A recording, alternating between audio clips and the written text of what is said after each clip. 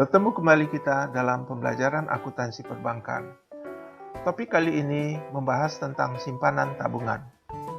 Adapun subtopik dari topik ini adalah pengertian simpanan tabungan, 2. Sarana dan fasilitas untuk simpanan tabungan, 3. Akuntansi tabungan, dan 4. Perhitungan bunga. Materi ini nanti akan disampaikan oleh Ahmad Faisal. Pembelajaran ini dilaksanakan di program studi pendidikan akuntansi Fakultas Ekonomi Universitas Negeri Jakarta. Selamat menyaksikan. Terima kasih. Assalamualaikum warahmatullahi wabarakatuh. Halo adik-adik semuanya. Apa kabar nih? Semoga kalian dalam keadaan sehat selalu ya pasti. Dan jangan lupa tetap ikutin protokol kesehatan dan tetap di rumah aja. Oke, sebelum saya memperkenalkan diri, saya mau nanya nih, gimana apa kabar rapot kalian? Semoga bagus ya, semoga memuaskan. Dan jika memang ada kekurangan, kita bisa kejar di semester 2. Oke, sebelum saya mau masuk materi, perkenalkan dulu, nama saya Ahmad Faisal. Saya saat ini masih menjadi mahasiswa semester 5 di Fakultas Ekonomi Universitas Negeri Jakarta. Jadi pada kesempatan kali ini saya akan membahas mengenai simpanan tabungan. Nah, ini adalah materi kelas 10 semester 2 pada mata pelajaran dasar-dasar perbankan.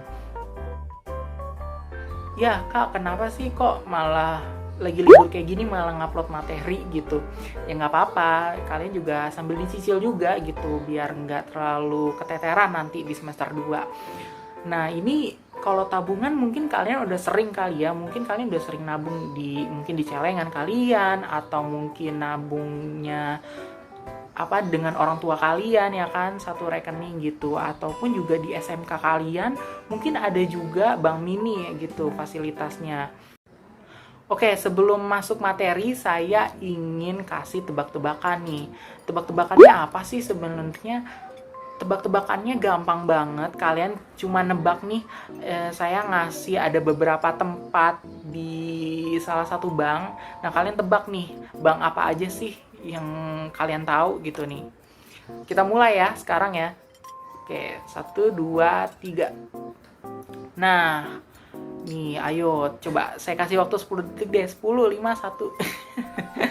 Oke, saya hitung ya. 10, 9, 8, 7, 6, 5, 4, 3, 2, 1. Nah, kira-kira apa nih? Ayo, bang apa? Coba. Tuh, warna biru ya kan? Coba diperhatiin. Udah tahu jawabannya? Oke, saya kasih tahu ya. 1, 2, 3. Nah, Bank BCA, bener banget nih. Kalau yang belum tahu mungkin, nah ini ya banknya. Ada lagi, tenang, masih ada lagi. Ayo kita tebak-tebakan. Nah nih, yang kedua sama juga nih warnanya kayak Bank BCA tadi, warna biru. Kira-kira bank apa ya nih? Kalau dilihat dari, mungkin ada clue-nya mungkin di layar, di fotonya. Ayo saya hitung lagi, 10, 5, 1. Oke, udah ya, udah pada tahu ya, simpen ya jawabannya ya. Oke, kita buka jawabannya apa ini? Nah, Bank Mandiri jawabannya. Oke, satu lagi buat pemanasan ya. Nah, nih sekarang warnanya beda, warnanya warna oranye. Ayo tebak deh, kira-kira apa nih warna oranye, bank apa sih warna oranye tuh? Ayo, apa ya, bank apa nih, bank apa nih? Udah pada tahu, udah pada bisa jawab? Oke, langsung saya klik. Nah, Bank BNI. Oke, good job kalian semuanya. Dari 3 bank tadi, kalian bisa nebak berapa sih? Ayo, bisa nebak berapa? Mudah-mudahan kalian bisa nebak semuanya ya. Kalau belum ya nggak apa-apa, untuk latihan biar kalian tahu lagi, biar kalian bisa belajar lagi, biar kalian tahu lah intinya. Baik, sebelum kita masuk kepada materi, kita harus tahu dulu nih tujuan pembelajaran dari simpanan tabungan itu. Yang pertama yaitu menjelaskan tentang simpanan tabungan. Jadi diharapkan nanti adik-adik bisa menjelaskan, bisa mengetahui apa sih simpanan tabungan khususnya di bank. Yang kedua yaitu menjelaskan sarana-sarana simpanan tabungan. Jadi apa aja sih sarana yang diberikan oleh bank terhadap tabungan kalian gitu. Yang ketiga yaitu membuat jurnal-jurnal yang terkait dengan transaksi tabungan. Sebenarnya ini bukan materi yang wajib untuk kalian ketahui, maksudnya ini sebagai tambahan aja untuk kalian, sebagai intermezzo, karena kita di bab materi ini itu lebih fokusnya terhadap perhitungan saldo bunga. Nah, yang terakhir yaitu menghitung bunga tabungan dan mencatat bunga tabungan menjadi beban pada bulan laporan. Nah, berarti ini nih fokus kita, pembelajaran kita hari ini tuh mengenai bunga tabungan. Jadi bagaimana perhitungannya, nanti kita akan bahas sama-sama. Baik, sekarang kita masuk ke pengertiannya terlebih dahulu. Yang pertama yaitu, apa sih tabungan menurut kalian gitu? Tabungan, oh tempat untuk menabung uang, tempat untuk menyimpan uang, mengumpulkan uang di suatu tempat misalnya, atau mungkin di celengan, bisa di rekening mamah, bisa ya kan, atau di bank mini yang saya tadi bilang, bisa juga gitu. Itu benar banget, itu adalah tabungan. Nah, kita coba lihat menurut Undang-Undang Nomor 10 tahun 1998 tentang perbankan, tabungan adalah simpanan yang penarikannya hanya dapat dilakukan menurut syarat-syarat tertentu yang disepakati, tetapi tidak dapat ditarik dengan cek, bilet giro, dan alat analisis lainnya yang dipersamakan dengan itu. Jadi nanti ada sarana-sarana tabungan yang akan kita bahas.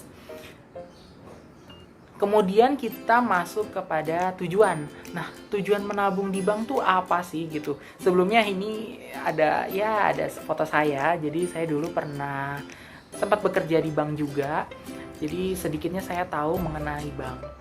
Oke, yang pertama yaitu memberikan rasa aman, jelas. Karena kalau misalnya uang yang terlalu banyak kita taruh di dompet atau misalnya kita taruh di tas, itu kan nggak aman banget ya.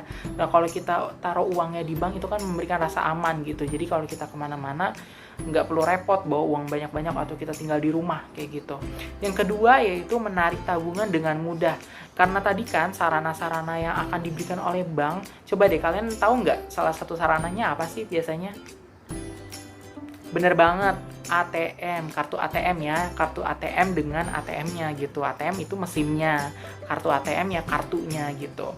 Jadi itu salah satu sarana untuk penarikan kalau misalnya kalian lagi butuh banget uang gitu kan, nggak harus kalau kita ke bank itu kan nggak 24 jam ya. Kalau misalnya ke ATM kita kan bisa kapan aja, misalnya malam-malam atau misalnya pagi banget gitu. Nah, yang ketiga yaitu untuk penghematan pastinya. Kalau kita ngelihat uang kan biasanya bawaannya pengen belanja aja gitu ya kan. Tapi kalau ditaruh di bank kita meminimalisir gitu. Jadi kita menghematlah uang kita. Oke, selanjutnya kita masuk ke sarana. Kita lihat ya, yang pertama yaitu sarana setoran. Nah, nih ada 3 nih fotonya di sini. Di sini yang pertama yaitu slip setoran. Ini sebenarnya slip setoran ada 2 jenis memo ya. Nah, kalau misalnya kalian nih mau nabung, misalnya kalau kalian ke bank langsung nih. Nah, kalian biasanya ditawarkan, ini saya ngambil contoh di Bank Mandiri ya, di Bank Mandiri atau Bank Mandiri Syariah. Ini ada 2 nih. Yang pertama, kalau misalnya kalian mau setoran uangnya di bawah 25 juta, itu pakai yang kecil aja kalian pilihnya.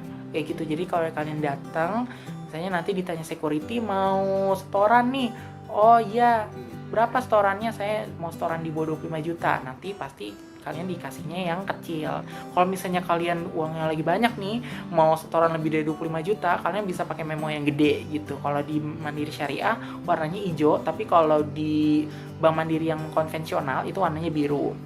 Nah, terus selanjutnya itu ada buku tabungan dan kartu ATM. Jelas banget, ini wajib banget kalian punya.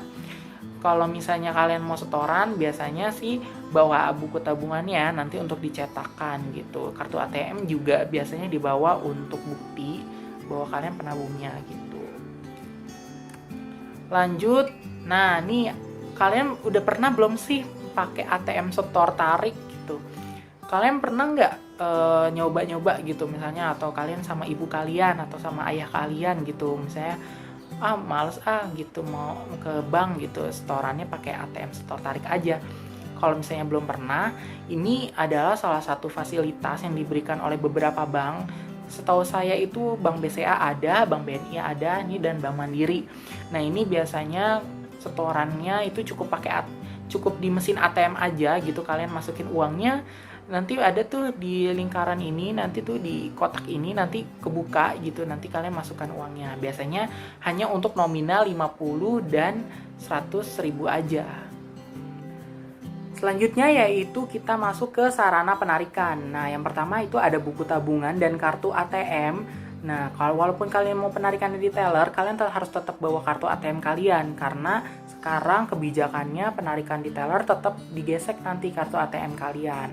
Nah, selanjutnya yaitu mesin ATM, di mana penarikan menggunakan ATM ini itu limitnya sampai 5 juta. Jadi kalau misalnya kalian penarikannya di bawah 5 juta atau pas 5 juta, saya saranin mendingan penarikannya di ATM aja gitu, untuk meminimalisir juga kalian daripada ngantri-ngantri ya kan di teller lama, mendingan kalian penarikannya melalui ATM aja. Lalu kalau misalnya kalian tetap mau penarikannya di teller nih, biasanya ada slip penarikan yang harus kalian isi. Jangan lupa diisi cabang-cabangnya, tanggal, dan nama kalian, nomor rekening dan sebagainya di situ. Dan juga jangan lupa bawa syaratnya, misalnya kalau di atas 17 itu sudah bawa KTP. Nah, kalau misalnya kalian mau melakukan transfer, itu bisa juga melalui teller dengan mengisi form yang ada di menggunakan form yang tadi tuh yang seperti setoran ya, sama gitu. Nanti kalian tinggal checklist aja pemindah bukuan atau transfer keluar.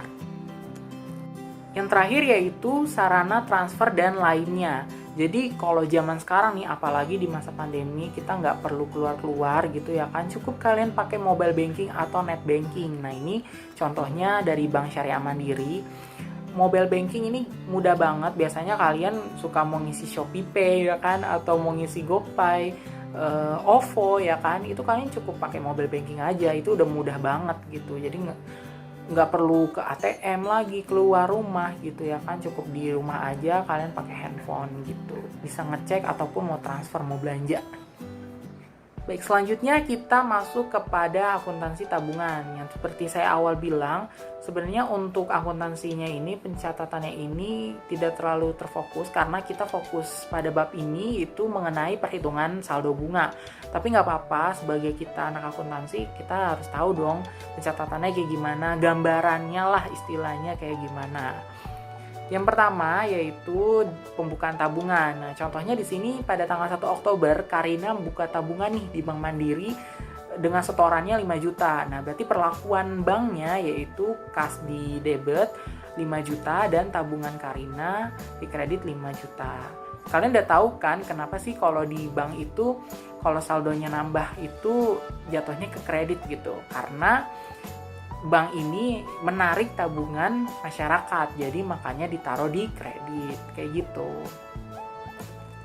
Yang kedua yaitu setoran nih. Nah, biasa tadi kan pembukaan dulu. Nah, sekarang setoran. Mungkin besoknya kalian tanggal berapa mau melakukan setoran. Nah, di tanggal 6 Oktober nih Karina setor sebesar 8 juta. Nah, perlakuan ini karena pakainya cek nih. Nah, perlakuannya kalau cek itu kan biasanya ada prosesnya dulu gitu pada BI. Nah, selanjutnya yaitu penarikan tabungan, di mana Karina melakukan penarikan nih di tanggal 12 Oktober sebanyak 3 kali dengan fasilitas yang berbeda. Yang pertama, Karina melakukan penarikan di teller 6 juta. Yang kedua yaitu Karina melakukan penarikan di mesin ATM Bank Mandiri 3 juta, dan Karina menarik ATM di mesin ATM Bank BRI 1 juta dengan administrasi 6.500, karena berbeda mesin ATM-nya ya, beda banknya, jadi makanya dikenakan charge. Nah, untuk perlakuan akuntansinya untuk yang penarikan di teller, jadi tabungan Karina di debit sebesar 6 juta dan kreditnya yaitu kas dari kas banknya. Nah, kalau untuk mesin ATM Bank Mandiri sendiri itu tabungan Karina di debit 3 juta dan kreditnya itu kas ATM 3 juta. Dan yang terakhir yaitu untuk perlakuan di mesin ATM bank lain, yaitu tabungan Karina di debit 1.6.500 dan giro BI sebesar 1.6.500. Lanjut yaitu pemindah bukuan. Kalau pemindah bukuan ini biasanya ke sesama bank gitu. Maksudnya sesama bank Mandiri kan di sini kategorinya, karena Karina adalah nasabah Bank Mandiri. Nah, di sini contohnya di tanggal 24 Karina melakukan pemindah bukuan 1 juta ke giro PT Aespa. Nah, dengan cabang pembuka yang sama. Jadi misalnya sama-sama cabangnya di Jakarta.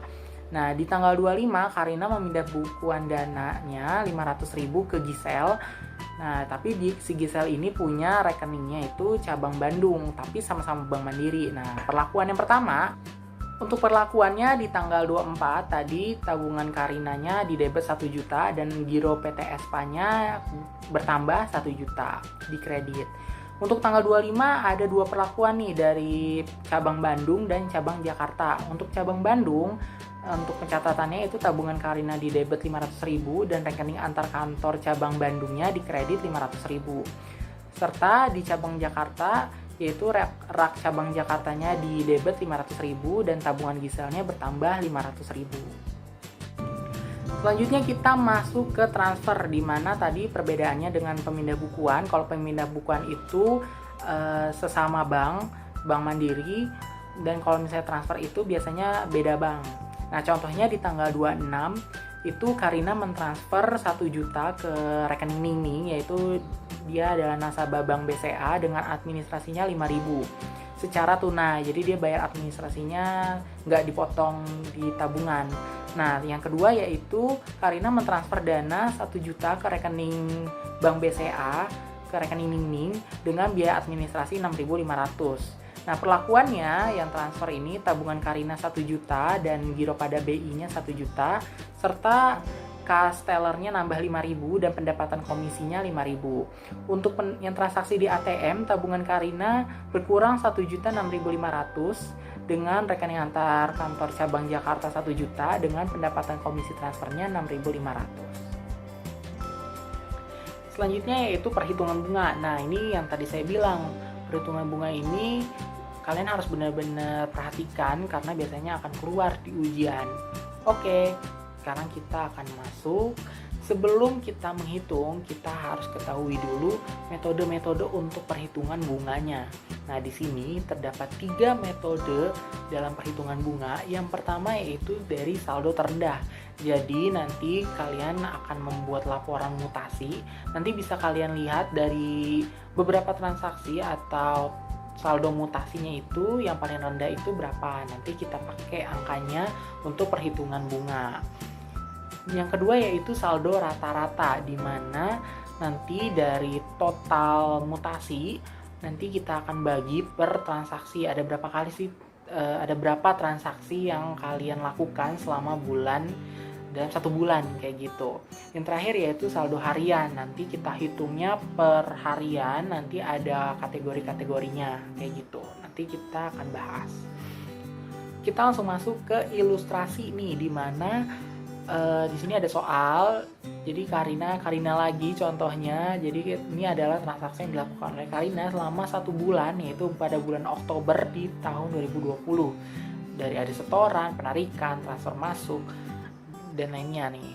Di sini bisa dilihat, di sini totalnya ada 6 transaksi ya teman-teman ya. Adik-adik semuanya ada setoran di tanggal 1, di tanggal 6. Nah, terus perhitungan bunganya nih. Di sini kan ada 3 ya tadi ya. Untuk saldo terendah dan saldo rata-rata itu sudah paten 18% per tahun. Jadi nggak berubah-berubah ya. Jadi dalam setahun 18%. Nah, saldo harian, nah di sini nih unik nih, saldo harian ini mempunyai persenan yang berbeda-beda di kategorinya. Untuk tanggal 1 sampai tanggal 10 itu perhitungannya 18%. Nah, di tanggal 11 sampai tanggal 20 15% dan di tanggal 21 sampai tanggal 31 itu 17%. Nah, pertanyaannya yaitu susunlah laporan rekening tabungan. Jadi sebelum kita melakukan perhitungan, kita buat dulu laporan rekeningnya atau laporan mutasinya. Yang kedua baru kita hitung berapa bunga bersihnya dan juga yang sudah dikurangi dengan pajak. Nah, pajaknya di sini dikenakan sebesar 15%.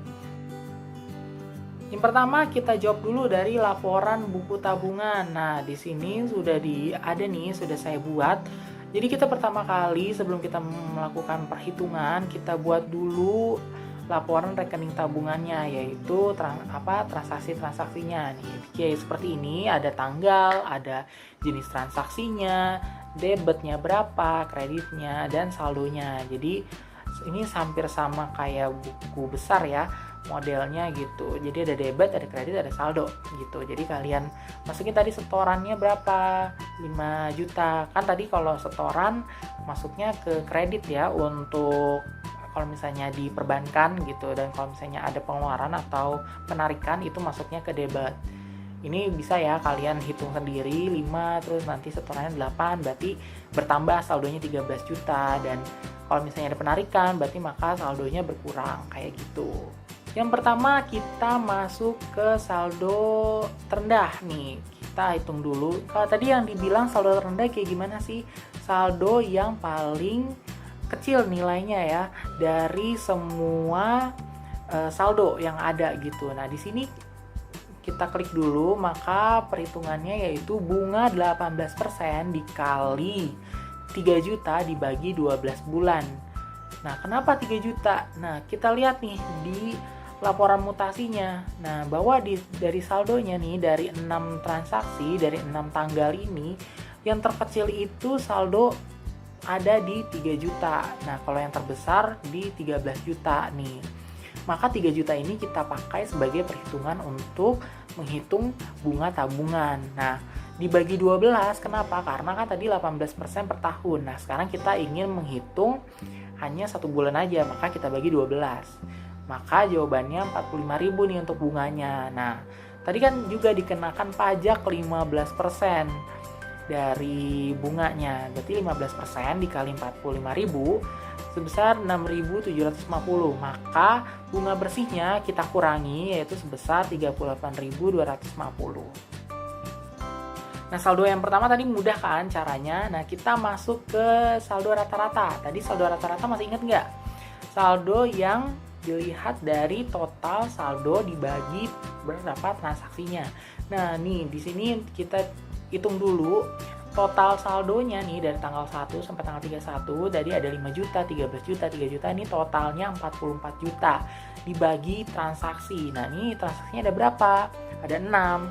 Yaitu tanggal 1, tanggal 6, tanggal 12, 17, 22, dan 31. Nah, kita bagi, dapatlah 7.300.000 ya. Ini ada 333 sekian. Nah, langsung dari sini baru angka yang 7.300.000-nya bisa kita pakai untuk perhitungan bunga. Bunganya sama tadi kan di ketentuan soalnya 18% dikali 7.333.333 dibagi 12, yaitu 109.900. Dengan pajaknya juga kita kenakan 15%, berarti kita kalikan, lalu kita kurangi, dapatlah bunga bersih sebesar 93.500. Yang terakhir yaitu metode yang ketiga, yaitu saldo harian. Nah, ini kita harus benar-benar perhatikan karena ini cukup rumit, karena kita harus melihat ketentuan dari soal juga. Terus juga kita harus lihat dari laporan mutasi atau laporan rekeningnya tadi, karena ini akan sangat berpengaruh gitu. Nah, perhitungannya adalah harian, jadi maksudnya itu kita hitung per harinya sampai ada transaksi lain. Jadi misalnya kita hitung yang pertama di tanggal 1 sampai 5. Nah, kita hitung karena kan di sini saldo yang akan terganti itu di tanggal 6, maka kita hitung di tanggal 1 sampai 5-nya. Nah, yang pertama kita lihat dari tanggal 1 sampai 5 itu saldonya 5 juta.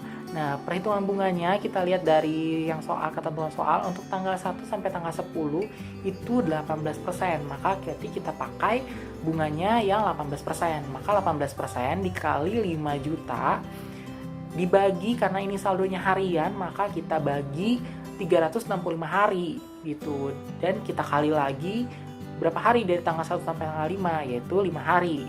Tanggal 1, 2, 3, 4, 5 gitu. Jadi 12 totalnya ini 12.329. Selanjutnya yaitu di tanggal 6 sampai 10. Kenapa enggak 6 sampai 11? Karena kita lihat ketentuannya tadi. Karena tanggal 10 dan tanggal 11 ini sudah beda.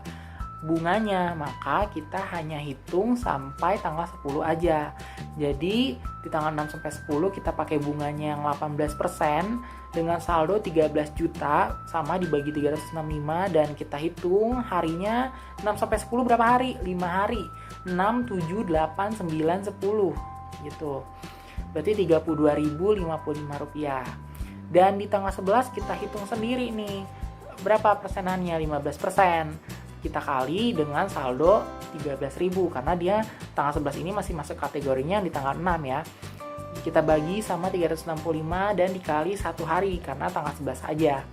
Terus di tanggal 12 sampai tanggal 17, tanggal 12 sampai tanggal 16 di sini kita masih masuk kategori yang 15%, kita kali dengan 3 juta dan sama kita bagi juga 365 dan dikali per harinya. Tadi dari tanggal 12 sampai tanggal 16 sebanyak 5 hari.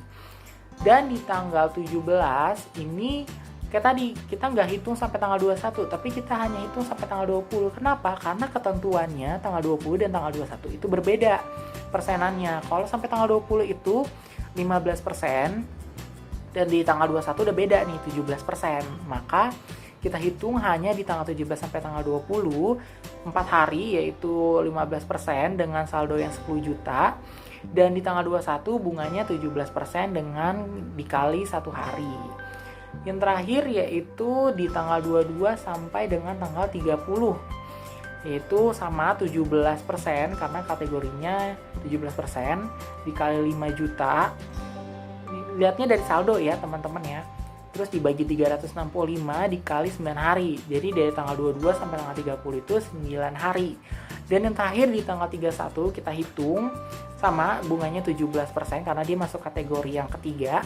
Dikali saldonya 8 juta dan dibagi 365 dikali 1 hari.